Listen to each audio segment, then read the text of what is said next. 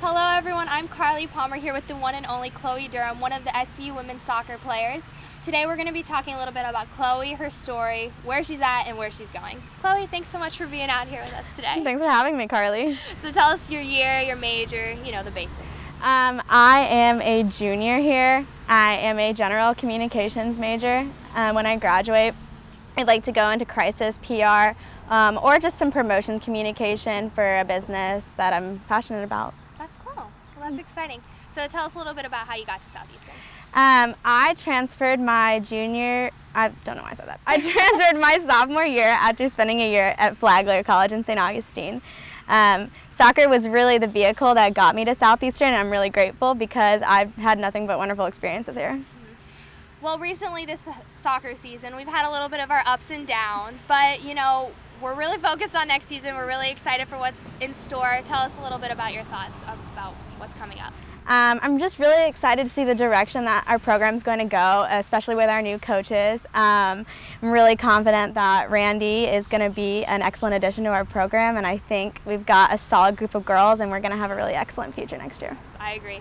So tell us about how you started soccer. How old were you? Who got you into this sport? I was 5 years old when I started playing. My dad originally encouraged me to play soccer. I was actually a gymnast for a long time as well and competitively cheered.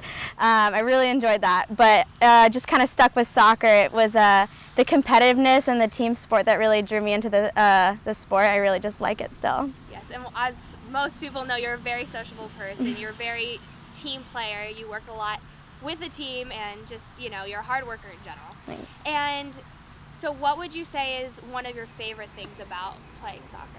I just really like the camaraderie that comes with being on a team. Specifically the team at Southeastern, I've like you and other girls who've been playing, I've been on a lot of teams, unique teams, but there's nothing like this team here.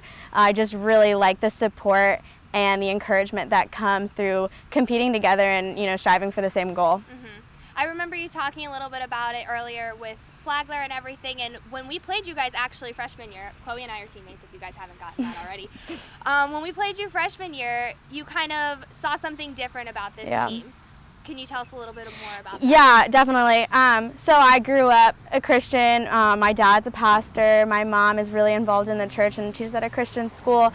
So I was familiar with the Christian school and the Christian environment, but being in a secular school at a secular program, we weren't used to really just being loved on and prayed for the way Southeastern did when y'all came to Flagler.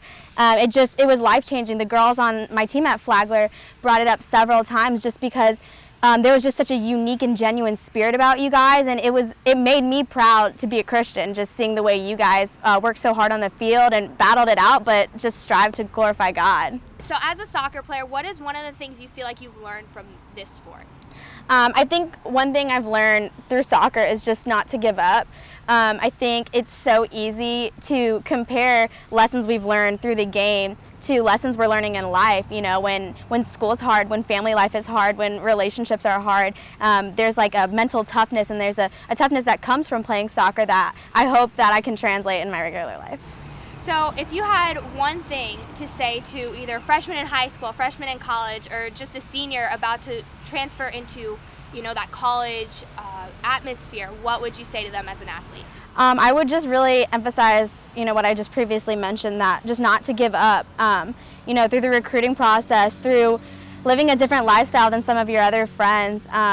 Soccer, any sport in college, it's hard. You don't have the same lifestyle as others. You have early mornings, late nights, hard games, and there's an emotional battle that comes with a physical battle. So I would just tell them that, it might be an uphill road from here sometimes, but it's totally worth it. The relationships you form through soccer and any sport, the lessons you learn, it's all worth it. Get through the battles along the way.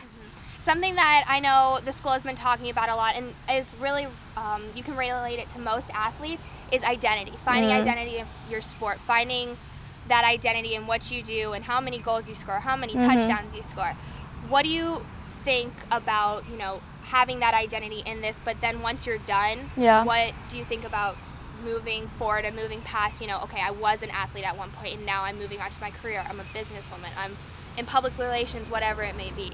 Yeah, I think it is important to find parts of yourself within your sport, but not having that be the anchor for your worth and your value, because there, like I said, there are lessons that you can learn through your sport, but you have to learn how to move on and take those lessons and apply it to your future. I think I'll always have a desire to compete and a desire to be athletic, but I'm not going to put on that jersey. I'm not going to be on the roster online or anything, and I think that's why it's just so important to realize that you got to cherish these memories while we're making them now, and then reflect on them when they come up. But it's cool. You have a future. It's time to move on. I think that's cool. That's awesome. Well, thank you so much for being with us today, Chloe. Catch us next week with Behind the Plays.